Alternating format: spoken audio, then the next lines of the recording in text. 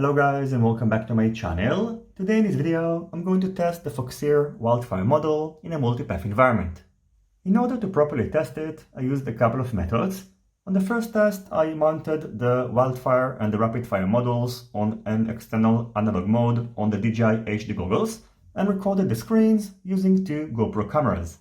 Unfortunately, this method is far from perfect since there is an issue when the signal gets very low, the image gets stuck inside the goggles, but it can still give us a good estimation about the performance of the models.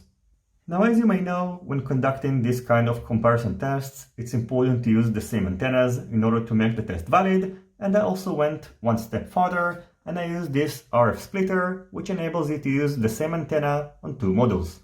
I'm still not sure how well it works, so I only used it on one of the tests.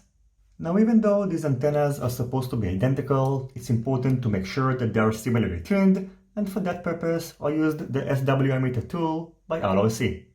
When comparing these four models side by side, I used four FuriousFPV docking stations which are connected to FXT DVRs.